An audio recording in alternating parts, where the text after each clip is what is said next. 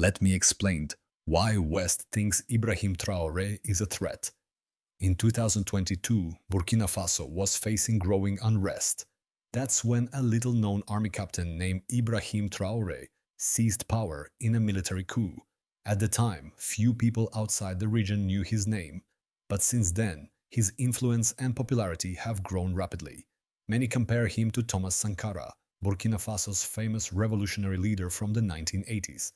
Like Sankara, Traoré speaks about self-reliance, anti-colonialism, and African pride.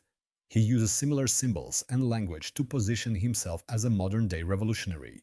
This video explores why Captain Ibrahim Traoré is now one of Africa's most talked about leaders, and why some see him as a threat to the status quo. A soldier, not a politician. Traoré didn't come from a political background. Before joining the military, he studied geology at the University of Ouagadougou, but it was during his time in the army, especially on the battlefield, that his views were shaped. He saw regular soldiers suffering and dying while high-ranking officers stayed far from danger. This led to deep frustration with the military leadership and the government itself, which seemed to ignore the struggles of ordinary people.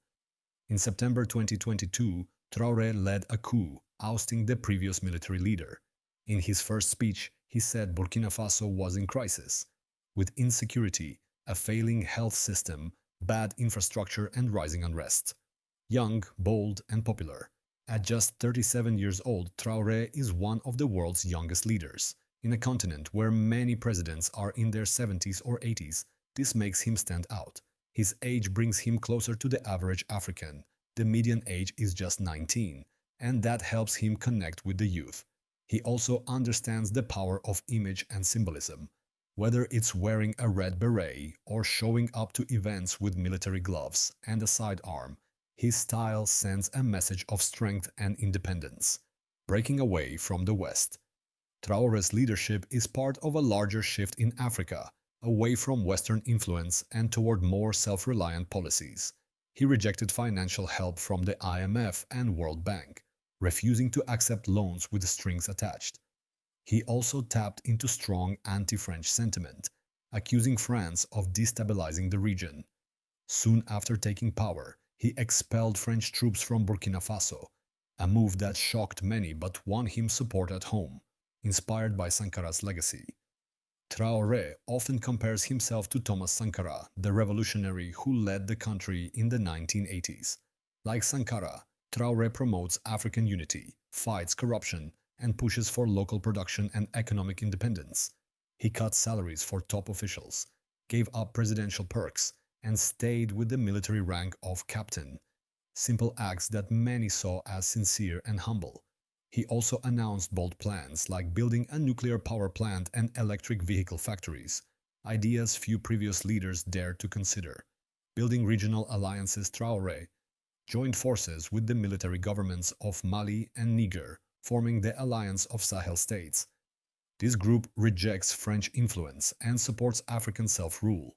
He also cut ties with the ECOWAS regional bloc and proposed ending the use of the CFA franc, a currency from the colonial era still used in many West African countries. Taking control of resources. Traoré moved to reclaim control over Burkina Faso's natural wealth. He nationalized 2 gold mines, banned the export of raw gold to Europe, and launched the country's first state-owned gold refinery. He also warned that some foreign mining licenses could be cancelled, saying, "We know how to mine our gold, so why give it to multinationals?" He launched a major push for food security, banning rice exports and giving free tractors to farmers.